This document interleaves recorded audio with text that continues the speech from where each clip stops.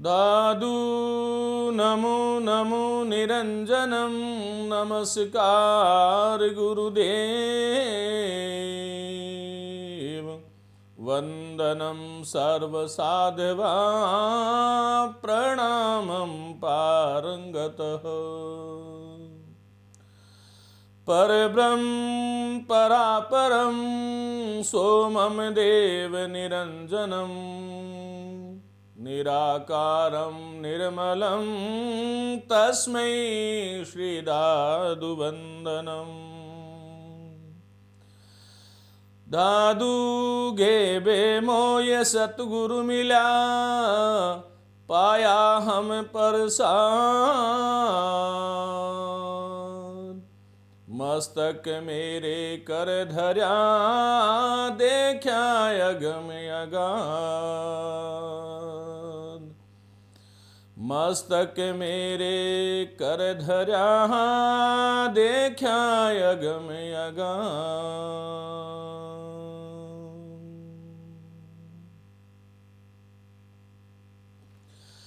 प्रिय साथियों, आप सभी का हार्दिक स्वागत अभिनंदन करता हूं। संत मत के महान कवि, एक ऐसे भक्त कवि जिसका डंका न केवल राजस्थान में अपितु पूरे हिंदुस्तान में यत्र तत्र सर्वत्र बजता है। और साथियों, इसके पीछे केवल एक संत की बात नहीं, संत इस संसार में हजारों लाखों करोड़ों हुए, वो अपने अपनी जगह मान्य हैं, सम्माननीय हैं, आदरणीय हैं, परंतु दादू दयाल जो संत है, उन्होंने देखिएगा जो अभी हमने पहला पद जो बोला उसमें आपको कितना बड़ा समन्वय आपको दिखाई दे रहा होगा। इस संसार में वही संत, वही व्यक्ति अमर हुआ जिसने मानवता की उपासना करी, जिसने समाज को, जिसने इस राष्ट्र को खंड खंड में विच्छिन्न नहीं किया, बांटा नहीं, इसको जोड़ने की कोशिश करी। देखिएगा पहला पद मैं आपके सामने रख रहा हूं, दादू नमो नमो निरंजनम नमस्कार गुरुदेव वंदनम सर्वसाधवा प्रणामम पारंगतो। हम यदि ऊपरी दृष्टि से देखें तो ये संस्कृत मिश्रित हिंदी है, क्योंकि इसमें दादू शब्द तो खैर संज्ञा हो गई, लेकिन नमो नमो ये संस्कृत का है, निरंजन संस्कृत का है, नमस्कार गुरुदेव ये पूरा संस्कृत की स्तुति है। एक तरह से हमारे यहाँ पर किसी भी ग्रंथ की परिसमाप्ति के लिए कोई भी लेखक, कोई भी कर्ता जो है पहले मंगलाचरण किया करता था, और दादू वाणी में भी इसी मंगलाचरण को पूरा संत संप्रदाय और उसके उपासक बड़े भाव से सुबह शाम प्रातः समय सदैव गाया करते हैं। वो कहते हैं कि दादू नमो नमो निरंजनम। देखो साथियों, इसमें नमो शब्द का प्रयोग हुआ, नमस्कार का हुआ, वंदन का हुआ और प्रणाम का हुआ। देखिए नमो नमो जो शब्द है वो किसका वाचक है? हम सभी जानते हैं कि ये संन्यास आश्रम का वाचक है। संन्यास आश्रम का वाचक शब्द है, अभिवादन का एक तरीका है संन्यास आश्रम में, नमो नमः, अर्थात हे परमात्मा मैं तेरे सम्मुख झुकता हूं, नमन करता हूं, प्रणाम करता हूं। तो दादू नमो नमो निरंजनम, मैं उस निरंजन को, अर्थात जिसमें किसी प्रकार का कोई कालिख नहीं है, किसी प्रकार का कोई अंजन अर्थात दोष नहीं है, जो माया से रहित है, ऐसा निरंजन। मैं एक एक शब्द की व्याख्या करूंगा तो थोड़ा ज्यादा समय हो जाएगा, इसलिए संक्षिप्त में जितना आपके काम का है उतनी हम बात करेंगे। तो यहां पर नमो शब्द के माध्यम से संन्यास आश्रम को नमस्कार जो है वो ब्राह्मण वर्ग जो है उसका नमस्कार, वैदिक अभिवादन नमस्ते हमारा हम जानते ही हैं, वो इसी का एक रूप है नमस्कार। आगे चल करके वंदन जो मित्रों ये अभिवादन जो है वो जैन और बौद्ध धर्म का है, और प्रणाम जो है वह आप सब जानते हैं कि नहीं जानते हैं, याद करें, लिख लीजिएगा कि वैष्णव धर्म जो है उनका, और जो वैरागी जो लोग होते हैं वो हमेशा अभिवादन इस प्रकार से करते हैं। इस पहली ही स्तुति में एक समन्वय की ऐसी विराट चेष्टा, जिसका उदाहरण आगे चल करके हम तुलसीदास को हम ये कहते हैं कि वो समन्वयवादी पुरुष थे। निश्चित रूप से वह खैर अलग विषय है, लेकिन दादू दयाल में भी हमें कहीं ना कहीं वो समन्वय दिखाई देता है। सन्यासियों के लिए नमो नमो और नमस्कार उस गुरुदेव को कर रहे हैं। ब्राह्मण वर्ग का जो अभिवादन है, वंदन जैन और बौद्ध जो है, और प्रणाम जो है वैष्णव जो विष्णु के उपासक हैं और जो वैरागी हैं, उन सब का समन्वय करते हुए एक ही स्तुति में, एक ही पद में सभी धर्मों का समन्वय उन्होंने किया। दादू नमो नमो निरंजनम, नमस्कार गुरुदेव, वंदनम सर्व साधवा। मैं सभी साधुओं को नमस्कार करता हूं, वंदन करता हूं, प्रणाम करता हूं।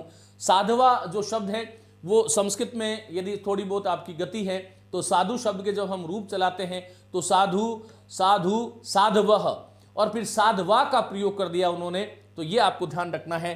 फिर प्रणाम कर रहे हैं पारंगतः, अर्थात जो पार चला गया है ऐसा ईश्वर जो अज्ञानियों से बहुत दूर है, बहुत पार है और जो ज्ञानियों के हर कण कण के समीप है, ऐसे पारंगतः, ऐसे उस ब्रह्म को मैं नमस्कार भी करता हूँ, नमो नमः भी करता हूँ, वंदन भी करता हूँ और प्रणाम भी करता हूँ। ये होता है एक संत और उसके माध्यम से समन्वय किस प्रकार से समाज में स्थापित किया जाए। आगे वो कहते हैं परब्रह्म परापरम सोमम देव निरंजनम निराकारम निर्मलम तस्मै श्री दादु वंदनम। परब्रह्म, देखो वो परब्रह्म की बात कर रहे हैं। परब्रह्म जो है वो सर्वोच्च ब्रह्म है। जब हम ब्रह्म की बात करते हैं तब वो ईश्वर है, अर्थात वो ईश है, लेकिन पर ब्रह्म अर्थात वो सर्वोच्च ब्रह्म है। आगे चल करके देख रहे वो क्या कह रहे हैं, पर और अपर को भी साथ में ले लिया, अर्थात पर ब्रह्म तो सर्वोच्च ब्रह्म है और परापरम जो पर भी हैं और जो अपर भी हैं, जो पूजा का विषय है, जो पूजा का विषय है वह अपर ब्रह्म है। जो ब्रह्मा विष्णु और महेश जो है वो सर्वोच्च सत्ता है, वो पर ब्रह्म है और जो पूजा के विषय है वो अपर ब्रह्म है। उन सब को जो है वो जो है निरंजन, सो मम देव निरंजनम, और जो मेरा देव जो निरंजन जो है उसको भी वो जो है स्तुति कर रहे हैं। निराकारम, जो निराकार है, क्योंकि निर्गुण पंथ में ये सबसे बड़ी बात है कि ईश्वर निराकार है। फिर कहते हैं निर्मलम, अर्थात निर्गतः मलम यस्मात् सह निर्मलम, अर्थात जहां से सब कुछ दोष निकल गया है, जिसमें किसी प्रकार का कोई मल नहीं है, वही तो निर्मल हुआ।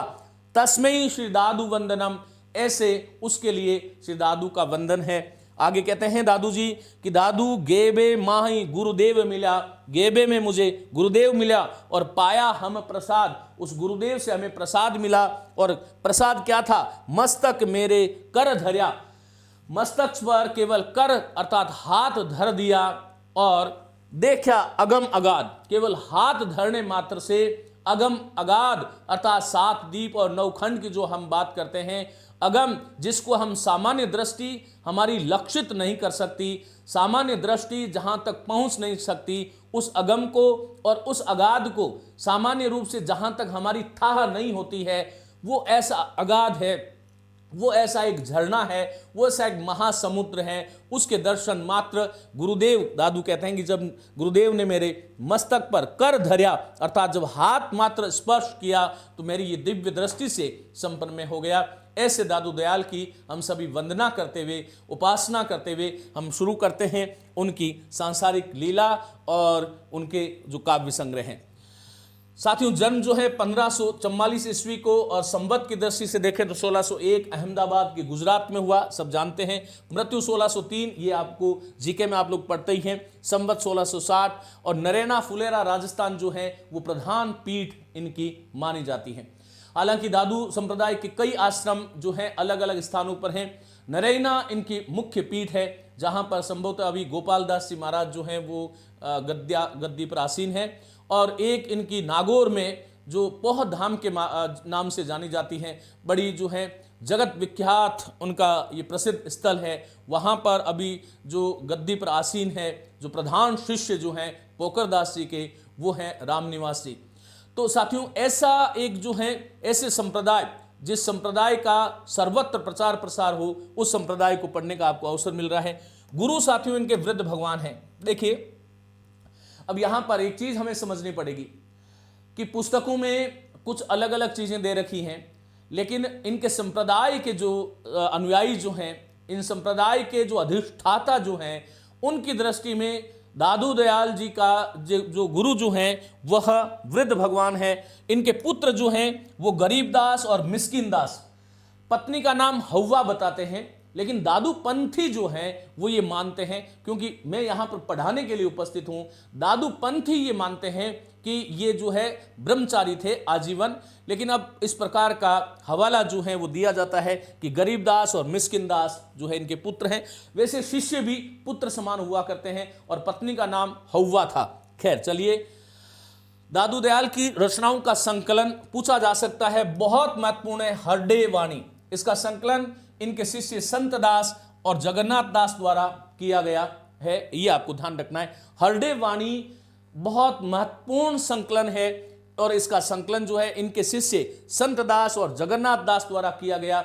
ये कई बार परीक्षाओं में पूछा जाता है। अंगवधु बहुत महत्वपूर्ण है, इसका संकलन इनके योग्य शिष्य रज्जब दास ने किया। रज्जब के विषय में एक जो है दोहा दादू दयाल जी का, रज्जब के विषय में जब हम पढ़ेंगे तब हम उस दिन विस्तार से बात करेंगे। लेकिन जब रज्जब जो है वो भक्ति से विमुख होकर के किसी कारणवश, पारिवारिक कारणवश, और वो जब वहाँ चले गए और जब विवाह के लिए वो जब सज्जित हो जाते हैं, तब दादू दयाल जी वहाँ पर प्रकट होते हैं और प्रकट होकर के कहते हैं कि रज्जब तूने गज्जब किया, सिर पर बांधा मोड़। हे रज्जब, तूने बहुत सुंदर काम किया, बहुत सुहावना काम किया, बहुत शानदार काम किया कि सिर पर बांधा मोर। और वो जो है सुंदर भी थे, इसलिए सिर पर मोर बांध करके तुम बहुत अच्छा काम किया। आगे की लाइन जो बोली दादू दयाल जी ने, तो कहते हैं कि उनका जो है सारा संशय मिट गया और वो आजीवन उसी वेश में उनके अनुयायी बन करके और उनके सिद्धांतों का और उनके संप्रदाय के जो निष्ठावान साधु में एक रज्जब दास का नाम बहुत सम्मान के साथ लिया जाता है। रज्जब, तूने गजब किया, सिर पर बांधा मोर, आया था हरि भजने को और कर ली नरक में ठोर। कि तू हरि भजन स्मरण करने के लिए तेरा जन्म हुआ था, लेकिन तूने जो है संसार में जाकर के कर ली नरक में ठोर। अब इस प्रकार की बात बोलने वाले स्वयं शादीशुदा होंगे, स्वयं विवाहित होंगे, ये थोड़ा सा जसने वाली बात नहीं है।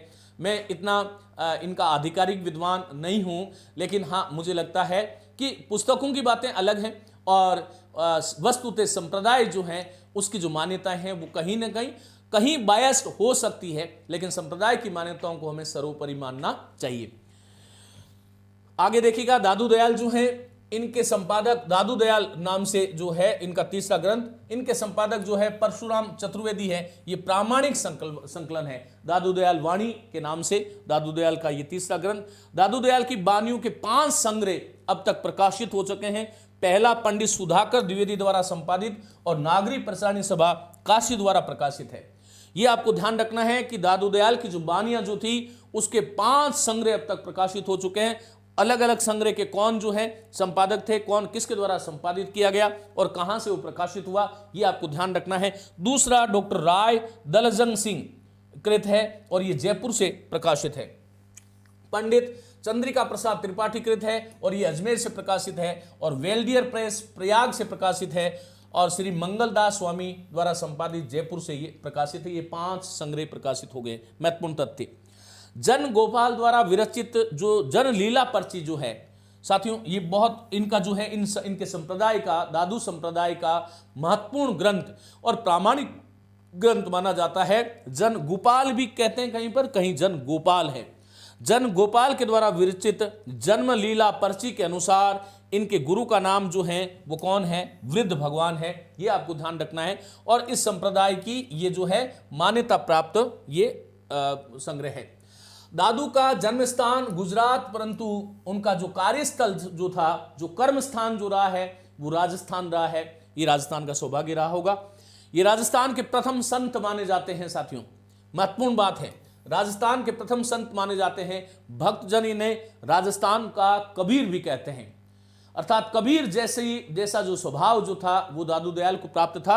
यही कारण है कि एक किंवदंती ये भी कहीं ना कहीं प्रचलित है कि कबीर से प्रभावित थे दादू दयाल। इसमें तो कोई संदेह नहीं है कि जितना भी हमारा संत समाज जो है उस धारा का प्रवर्तन जो है वो भले पहले से हो गया हो, लेकिन जो सबसे ज़्यादा प्रभावशाली पुरुष जो है वो कबीर है और कबीर से सभी संत प्रभावित थे और कुछ इनका कबीर का, दादू दयाल को कबीर का शिष्य भी मान लेते हैं। चलिएगा, 1586 ईस्वी में अकबर के आमंत्रण पर ये फतेहपुर सीकरी भी गए और बादशाह से 40 दिनों तक सत्संग अर्थात शास्त्रार्थ किया। ये भी आपको एक महत्वपूर्ण तथ्य है, ध्यान रखना है। देश भ्रमण के बाद 1573 ईस्वी में दादू सांबर में निवास करने लगे। इसी समय दादू पंथ की स्थापना के संबंध में विचार प्रकट किया। भविष्य में यही परब्रह्म संप्रदाय के रूप में विख्यात हुआ। यह आपको ध्यान रखना है। इनका सत्संग स्थल जो है वो कई बार ये पूछा जाता है, ये जीके में भी आपको पूछा जाता है, सामान्य ज्ञान भी आपकी वृद्धि होगी, और साहित्य में तो इनका महत्वपूर्ण योगदान है ही है। इनका जो सत्संग स्थल जो है वो अलख दरीबा के नाम से जाना जाता है। राघोदास ने अपने भक्तमाल, देखो भक्तमाल एक परंपरा है, ये सभी साथियों को आपको ध्यान रखना है। हिंदी में भक्तमाल एक परंपरा है, ये स्पष्ट रूप से आपको विचार कर लेना चाहिए। भक्तमाल परंपरा की जो शुरुआत जो मानी जाती है वो नाभादास से मानी जाती है।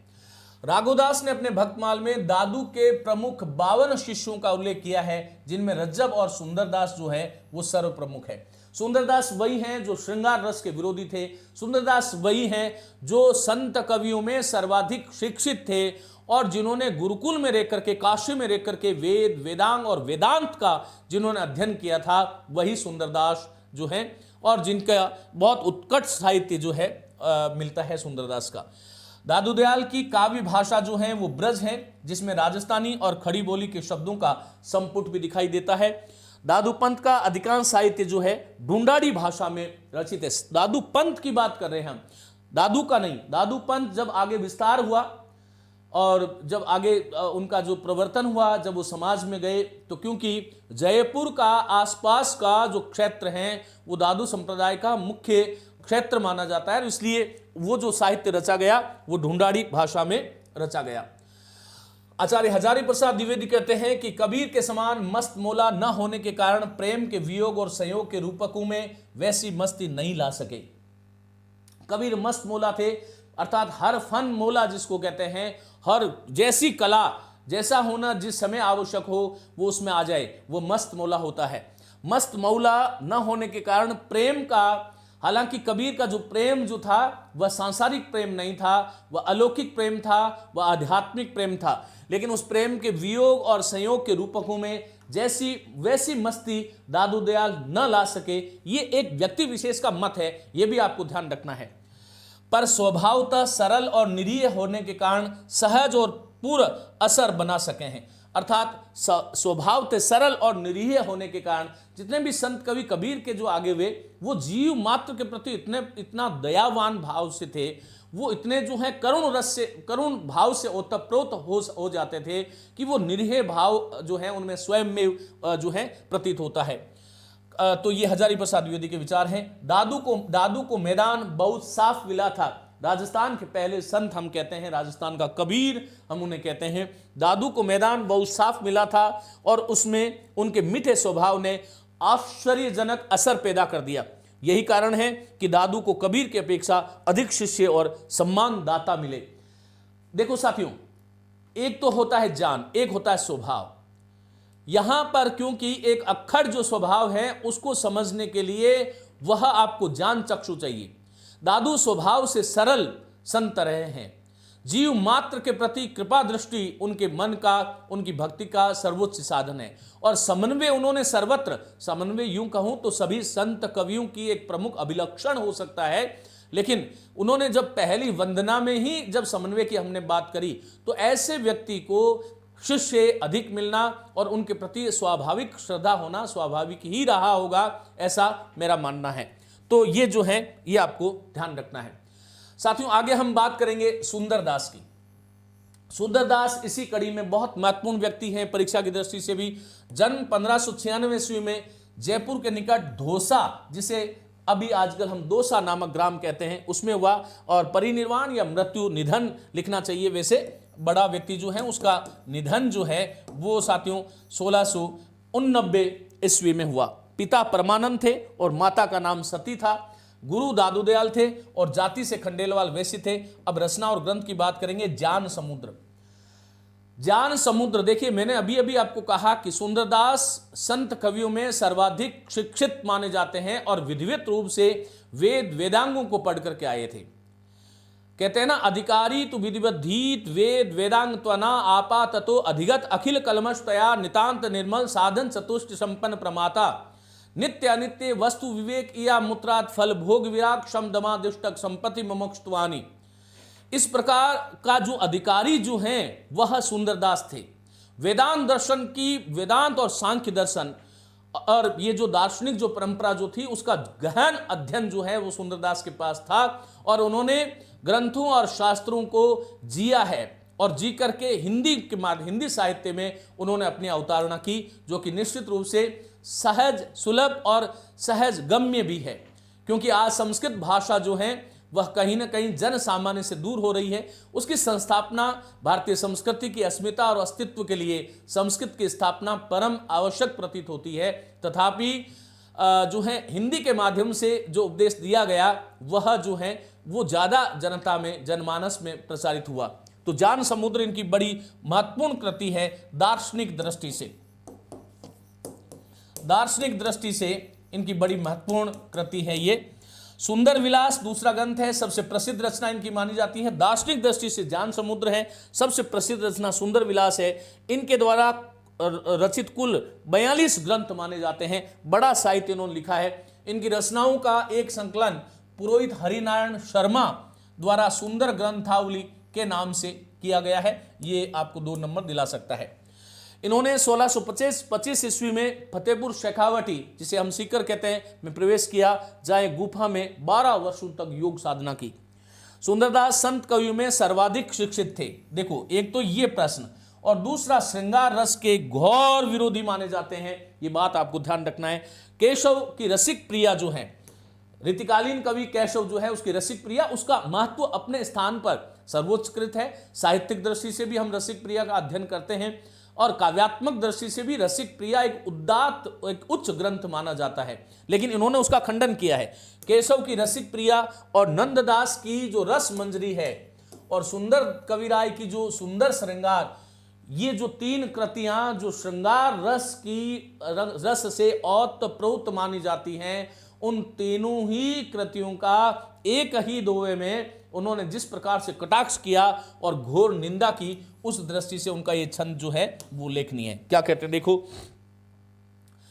रसिक प्रिया रस मंजरी और सिंगारई जानी, चतुराई करी बहुत विधि विषय बनाई आनी। कुंडलिया है ये। विषय बनाई आनी लागत विषयन को प्यारी, जागे मदन प्रचंड सराहे नकशिक नारी। जू रोगी मिष्टान पाई रोग ही विस्तारे, सुंदर ये गति होई जू तो रसिक प्रिया धारे। बहुत महत्वपूर्ण पद है, परीक्षा की दृष्टि से ध्यान रखना। सुंदरदास क्या कह रहे हैं, रसिक प्रिया और रस मंजरी। रस मंजरी ये ग्रंथ मैंने आपको बताया, रसिक प्रिया जो है केशवदास की, और नंददास की रस मंजरी जो है, और सिंगारई सुंदर सिंगारई जानी, उसको जान करके चतुराई करीब बहुत विधि विषय बनाई आनी। बहुत चतुराई से, बहुत कुशलता से इन कवियों ने, इनके प्रणेताओं ने जो है चतुराई करते हुए विषयों की एक श्रृंखला बनाई, और विषय बनाई आनी लागत विषयन को प्यारी। और जो विषय जो बनाया गया, जिसमें स्त्री प्रसंग को लेकर जो विषय बनाया गया, वो विषयी जन जो थे, विषयन अर्थात जो सांसारिक भोगों में आसक्त जो व्यक्ति है, सांसारिक भोगों में आसक्त व्यक्ति जो हैं, उनको वो प्यारी लग रही है। अर्थात उनको कौन, रसिक प्रिया, रस मंजरी और सुंदर श्रृंगार जो हैं, ये उनको अच्छी लगेगी, क्योंकि विषयी लोगों के लिए उनकी सर्जना की है मीठी बातों के माध्यम से। आगे क्या कह रहे हैं, जागे मदन प्रचंड। मदन कहते हैं कामदेव को। जब जाग जाता है कामदेव, जब प्रचंड कामदेव, जब घन घोर कामदेव जब जाग जाता है, अर्थात मनुष्य को अपने प्रभाव में ले लेता है। सराहे नखशिक नारी, नारी के नख से लेकर शिक तक, अर्थात नाखून से लेकर शिक तक संपूर्ण अंगों का अलग अलग सौंदर्य, और ये रीतिकालीन कवियों की अपनी एक बहुत बड़ी विशेषता रही है। तो वो नक्शिक सौंदर्य के माध्यम से जो नारी का जो चित्रण जो करते हैं, आगे कहते हैं, जो रोगी मिष्टान पाई रोग ही विस्तारे। उनको पढ़ने वाले और उनको लिखने वाले उन श्रृंगार रस से ओतप्रोत ग्रंथों का जब अध्ययन करेंगे, तो उनका जो विषय वासना जो है वो और वर्धित होगी। वैसे ही कैसे, जैसे कोई रोगी व्यक्ति है, अर्थात डायबिटीज का कोई मरीज है, वो मिष्टान खा ले तो उसका जो है वो रोग विस्तारे, उसका रोग आगे जो है पल्लवित और पुष्पित हो जाएगा, और वो ऐसा पल्लवित और पुष्पित हो जाएगा कि दूसरे लोग की यात्रा करा देगा। ठीक वैसे ही जो विषयी लोगों के सम्मुख इस प्रकार की जो चतुराई के साथ में जो बातें की जाती हैं, उसके माध्यम से उनका जो कामदेव जो है उसको और हवा देने की बात यहां पर हो रही है। सुंदर ये गति होई जूतो रसिक प्रिया धारे। सुंदरदास कहते हैं कि ये गति होई अर्थात इस प्रकार की गति हो जाती है जिस प्रकार से रोगी रोग मिष्टान खा करके अपने रोग को विस्तार करता है, उसी प्रकार से इनको पढ़ करके उनकी वासना और ज्यादा भड़क जाती हैं, ये गति हो जाती है। इसलिए जूतो रसिक प्रिया जो है, रसिक प्रिया पर जो है जूता धारण करना चाहिए।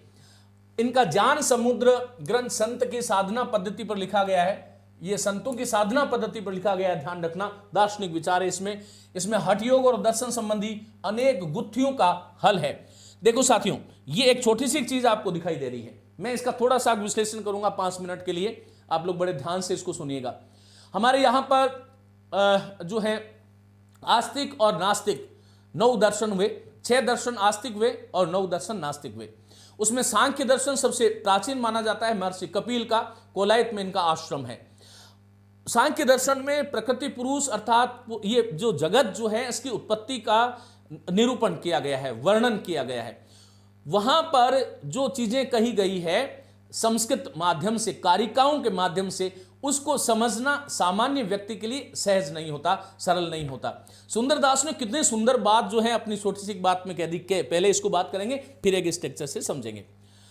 ब्रह्मते पुरुष अरु प्रकृति प्रगट भई, प्रकृति ते महतत्व पुनि अहंकार है। अहंकार हूते 3 गुण सतरज तम हूते महाभूत विषय प्रसार है। ज्ञान समुद्र की पंक्तियां हैं, सुंदरदास इसके रचयिता है। क्या कह रहे हैं सुनिए कि ब्रह्म ते पुरुष, ब्रह्म से क्या पैदा हुआ, उत्पन्न हुआ पुरुष। अब ये पुरुष कौन सा है? एक तो हम पुरुष ही हैं, महापुरुष कह लें, तो ब्रह्म जो है उससे उनकी संरचना यह है कि ब्रह्म जो है उससे कौन पैदा हुआ? पुरुष पैदा हुआ। अब ये पुरुष जो है वो सामान्य, ये नर नहीं है, पूरी शेतेति पुरुष, ये आपको ध्यान रखना है। जो शरीर रूपी नगरी में जो शयन करने वाला जो जीव अंश विशेष है, जो पूर्ण जीव है, अंश विशेष नहीं, जो पूर्ण जीव है वो पुरुष है। और पुरुष और इसी के साथ में ब्रह्म से दूसरी चीज हुई प्रकृति। अब ये प्रकृति जो है वो अचेतन है और पुरुष जो है उसमें चेतनत्व है। अब अचेतन तो किसी को उत्पन्न नहीं कर सकता, पत्थर क्या किसी को उत्पन्न कर सकता है? नहीं। तो पुरुष जो है, ब्रह्म से पुरुष और प्रकृति 2 तत्व उत्पन्न हुए। अचेतन और चेतन का संसर्ग जब हुआ, पुरुष जो है वो केवल दृष्टा है, वो कर्ता और भोक्ता नहीं है। उस पुरुष ने अपने उस कर्तृत्व भाव से रहित है वो, और प्रकृति जो है वो कर्तृत्व भाव से युक्त है। लेकिन उस पुरुष ने अपना प्रकाश, अपना प्रतिबिंब किस पे डाला? प्रकृति पर। और प्रकृति से सबसे पहले जो उत्पन्न हुआ वो क्या हुआ? प्रकृति ते महतत्व। महतत्व किसको कहते हैं? बुद्धि को कहते हैं। अर्थात प्रकृति से कौन उत्पन्न हुआ? महतत्व। ब्रह्म से पुरुष और प्रकृति उत्पन्न हुई, प्रकृति से महतत्व उत्पन्न हुआ। और जब बुद्धि आती है तब अहंकार आता है। आपको सामान्य भाषा में यदि समझाऊं तो इस महत से 3 तत्वों की उत्पत्ति होती है, एक तो सत की, एक रज की और एक तम की। पुनि अहंकार है, अहंकार से 3 गुण पैदा हो गए। ये अहंकार जो था, महत से अहंकार हुआ, बीच में लिख लेता हूं, महत से अहंकार हुआ और फिर अहंकार 3 प्रकार का हो गया, सत्व, रज और तम। और फिर ये जो तमोगुण जो था उससे महाभूत हुआ और महाभूतों से संपूर्ण विषय अर्थात इस जगत का प्रसार हो गया। ये पूरा सांख्य दर्शन की एक तरह से सृष्टि प्रक्रिया है, विकास प्रक्रिया है। सांख्य दर्शन जो है वो ब्रह्म को नहीं मानता, वो पुरुष और प्रकृति से शुरुआत करता है। और यही कारण है कि पुरुष और प्रकृति दोनों स्वतंत्र भी हैं और दोनों आश्रित भी हैं। और बहुत सारे लोग इस कारण सांख्य दर्शन को द्वैतवादी दर्शन कहते हैं। और संत जो समाज जो है वो अद्वैतवाद के प्रतिष्ठापक है, अर्थात वो शंकराचार्य की विचारधारा से चले आ रहे हैं। लेकिन यहाँ पर एक ब्रह्म को जो है उन्होंने अपनी तरफ से जोड़ दिया, किसमें, इसमें। अब इसको देखो, इनका कहने का भाव यह है कि पहले ये ब्रह्म उत्पन्न हुआ, ब्रह्म तो उत्पन्न नहीं हुआ, ब्रह्म तो अज है, वो अविनाशी है, ये ध्यान रखिए, वो अजन्मा है। ब्रह्म से ही शुरुआत करी उन्होंने, और एक तो जो है पुरुष उत्पन्न हुआ, और पुरुष से कौन उत्पन्न हुई, प्रकृति, और प्रकृति के बारे में बता चुका हूं, प्रकृति से महत तत्व की उत्पत्ति हुई, महत कहते हैं बुद्धि को, और बुद्धि से फिर क्या आया, अहंकार आया, और अहंकार जो है, अब मैं इधर ले लेता हूं आगे, और जो अहंकार जो है उससे फिर 3 गुणों की उत्पत्ति हुई, एक तो सत्व गुण, एक जो है रजोगुण, सत्व गुण, पूरा लिख देता हूं, सत्वगुण, और एक जो है वो रजोगुण, और एक तमोगुण। ये जो है वो 3 गुण जो है इस अहंकार से उत्पन्न हुए, और इसीलिए हमारे दार्शनिकों ने इस जगत को, इस सृष्टि को त्रिगुणात्मिका कहा है, अर्थात ये 3 गुणों से युक्त है। ये संपूर्ण जो सृष्टि है वो त्रिगुणात्मिका है, 3 गुणों से युक्त है। अब यहां पर देखो, सत्वगुण जो था, सांख्य दर्शन कहता है कि इस सत्वगुण से हमारा जो एकादश इंद्रिय समूह जो है उसकी उत्पत्ति होती है। एकादश इंद्रिय समूह, देखो ये वैसे भी आपको जो है ज्ञानात्मक दृष्टि से, क्योंकि हम सभी शिक्षक बनने की प्रक्रिया में हैं, तो इसलिए मेरा आपसे अनुरोध है कि इन बातों को आप लोगों को ध्यान से सुनना है। ये साथियों, ये सत्वगुण जो था उससे कहते हैं कि 5 तो ज्ञानेंद्रियां उत्पन्न हुई, 5 ज्ञानेंद्रियां उत्पन्न हुई, अर्थात श्रोत्र, त्वक, चक्षु, जिह्वा और नेत्र, और 5 जो हैं वो कर्मेंद्रियां उत्पन्न हुई, 5 कर्मेंद्रियां उत्पन्न हो गई, पाणिपाद, पायु, उपस्थ और गुद्दा, और एक जो है मन उत्पन्न हुआ, अर्थात सत्व गुण से 11 तत्व उत्पन्न हुए, और रजोगुण जो है वो किसी को उत्पन्न नहीं करता, और तमोगुण जो है इससे पहले 5 तन्मात्राओं की उत्पत्ति होती है। 5 तन्मात्राएं ये है शब्द, रूप, रस, गंध और स्पर्श। आगे इसमें आया ना, यहां पर देखो ये बात यहां पर आई, अहंकार हूते 3 गुण सत रज तम, तम हूते महाभूत विषय प्रसार है। ये 5 विषय जिसको हम 5 तन्मात्रा कहते हैं, शब्द, रूप, रस, गंध और स्पर्श, और शब्द से आगे उत्पत्ति होती है आकाश की, और रूप जो है वो अग्नि को उत्पन्न करता है, रूप से अग्नि की उत्पत्ति होती है, रस से जल की उत्पत्ति होती है, गंध जो है वो पृथ्वी का गुण है, और स्पर्श जो है वो वायु का गुण है। ये 5 तो महाभूत है, और ये 5 विषय है, आकाश, अग्नि, जल, पृथ्वी, वायु, ये 5 महाभूत कहलाते हैं, महाभूत, और ये 5 उसके विषय हैं, जिसको हम दार्शनिक क्षेत्र में तन्मात्रा कहते हैं, अर्थात 5 तन्मात्रा है। तो ये आपको ध्यान रखना, इतनी बड़ी जो प्रक्रिया जो थी, जो 3 गुणों की जो बात थी, रजोगुण किसी को उत्पन्न नहीं करता, ये भी आपको ध्यान रखना है। इनका स्वरूप वर्णन भी आगे वो करते हैं, मैं विस्तार के भय से और आपको कहीं और ज्यादा एक्स्ट्रा अतिरिक्त नहीं हो जाए, इसलिए मैं वापस पुनः लौट आता हूं, क्योंकि दर्शन शास्त्र में तो फिर जो है इनका गुणों का स्वरूप भी वर्णित किया गया कि प्रीत्य, अप्रीति, विषादात्मका, प्रकाश, प्रवृत्ति, नियमार्था, अन्योना भी भवा, आश्रय, जनन, मिथुन, व्रतस्य गुणा।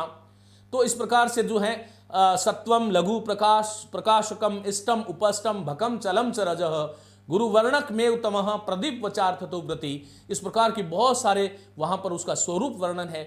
मैं एक बात आप लोगों से कहूंगा कि जब आप शिक्षक परीक्षा में सफल हो जाएं तो जरूर दर्शन एक बार जीवन में पढ़ना चाहिए। दर्शन पढ़ने से ही इस जीवन का दर्शन हो सकता है। यथार्थ का दर्शन करना है तो जीवन को यदि यथार्थ दृष्टि से देखना है, इस जीव और जगत को और अपने स्वरूप को ठीक ढंग से देखना है, तो दर्शन जरूर पढ़ें आप लोग, ये ध्यान रखिएगा, लेकिन अभी नहीं। तो ये एक बहुत बड़ी जो सांख्य दर्शन की जो विकास प्रक्रिया जो थी, उसको एक 5 पंक्तियों के अंदर जो है सुंदरदास ने जो है उसको चित्रित कर दिया। और यही कारण था, मैंने आपको कहा कि सुंदरदास जो हैं वो संत कवियों में सर्वाधिक शिक्षित कवि माने जाते हैं, क्योंकि वेद वेदांगों का इन्होंने भली भांति अध्ययन किया था। सुंदरदास जी आगे क्या कह रहे हैं देखिएगा। आगे कह रहे हैं कि उनकी, हाँ, पहली बात तो उनकी काव्य भाषा ब्रज थी, ये ध्यान रखना। और इनके द्वारा रचित कुछ पद निम्नलिखित है जो आपसे परीक्षा में पूछे जा सकते हैं कि किसका पद है, क्योंकि कुछ महत्वपूर्ण पद है। सारा साहित्य यदि एक संत का भी हम लेकर के उस पर वो करें तो आप जानते हो लोग शोध कर लेते हैं, उस पर पीएचडी कर लेते हैं, फिलोसफी ऑफ डॉक्टरेट कर लेते हैं। तो यहाँ पर जो है उस दृष्टि से तो हम नहीं पढ़ सकते, हमारी सीमा है, लेकिन इन चीज़ों को आपको समझना तो जरूर चाहिए साथियों। वो क्या कह रहे हैं, बोलिए तो तब जब बोली बे को होय। सुंदरदास जो है वो सटीक बात पर विश्वास करते थे, उनको जो है अनर्गल बातें पसंद नहीं थी, इसलिए वो क्या कह रहे हैं कि बोलो तब जब बोली बे को कुछ हो, अर्थात कुछ उसकी सार्थकता हो, तभी आपको अपनी वाणी के माध्यम से शब्द का उच्चारण करना चाहिए। इसके माध्यम से हम अपने आप को संयमित रख सकते हैं, ये सीख सकते हैं कि शब्द भले कम बोलें, लेकिन जो भी बोलें वो जो है सोच विचार और तोल करके बोलें, ताकि हमारी मुख से निकला हुआ शब्द अविनाशी है, शब्द ब्रह्म है। कहते हैं सब लोग कि ये शब्द जो हैं वो ब्रह्म है, इसलिए इस मुख से निकलते हुए उन शब्दों को पहले तोल मोल करके बोलना चाहिए। बोलिए तो तब जब बोलिबे को होय, ना तो मुख मौन गई चुप होय रहिए। मौनम विभूषणम अपंडिता नाम। मौन जो है अपंडितों का विभूषण है, भूषण है, महान उपकार करने वाला है मौन। व्यक्ति संसार में जब कभी भी फंसता है तो उसके पीछे उसकी वाणी ही मुख्य काम होती है। इस संसार में आज तक के जितने भी सार्थक काम हुए, जो अनर्थक हुए, जो प्रलाप हुए, जो इतिहास को बदलने वाली जो घटनाएं हुई, उसके पीछे कहीं न कहीं शब्द का सहभाग था, उसका योगदान था।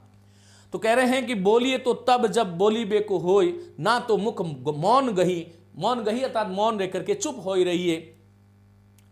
जोरिए तो तब जब जोरिबे की रीति जाने, तुक छंद अर्थ अनूप जामे लइए।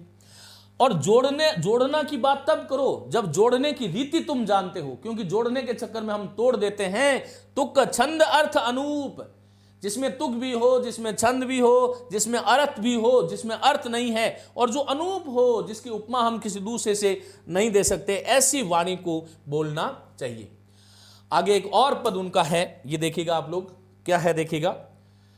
गेह तजो अरुणेह तजो पुनखे लगाए के देह समारी, महे सहे सिर शीत सहे तन धूप समे जो पंचागिन बारी। कितनी सुंदर बातें सुंदर भावों के माध्यम से इन संतों ने कह दी। प्रत्येक चीज के कितने बड़े बड़े गह तजो और नह तजो, जब घर बार छोड़ दिया, प्रेम नेह का प्रेम छोड़ दिया, तजो पुनि खे लगाई के देह संवारी, और इस देह पर जो है न जाने जो है वो क्या क्या लगा करके उसको संवारते हैं। पुनि खे लगाई के देह संवारी, और मैं सहे सिर, मह जो है वृष्टि जो है वो सिर पर, शीत सहे तन पर, और धूप समय जो पंचागिनी बारी। तो इस प्रकार की पंक्तियां आपसे पूछे कि इसके रचयिता कौन है, तो सुंदरदास है। भूख सही रही रुख तरे, भूख को सहन किया और रहा कहां पर, रुख अर्थात वृक्षों के नीचे रहा। पर सुंदर दास सबई दुख भारी, दासन छोड़ी के कासन ऊपर आसन मारियो, और मापियो, दो जगह मारियो है, कहीं मापियो भी है। दासन छोड़ के कासन ऊपर आसन मारियो, पे आसन मारी। यदि आस नहीं गई, जब तक तृष्णा नहीं गई, जब तक इच्छा नहीं गई, जब तक कुछ भी छोड़ना नहीं होता। ये ध्यान रखिएगा। हम सभी विद्यार्थी हैं भाषा के, इस माँ के उपासक हैं, माँ सरस्वती के, इसलिए हमारी उपासना बिना किसी आडंबर के व साधना, क्योंकि पढ़ने वाला जो विद्यार्थी होता है वह भी एक तरह से साधक होता है। अपनी साधना को इन शब्दों से, इनके भावों से और आप मजबूत करें, अपने लक्ष्य के और आप नज़दीक जाएं, यही मेरा काम्य है। मेरी सभी साथियों को खूब शुभकामनाएं। आगे हम लोग बात करेंगे रजब दास की, तब तक के लिए आप इस व्याख्यान का श्रवण करें। नमस्ते, धन्यवाद।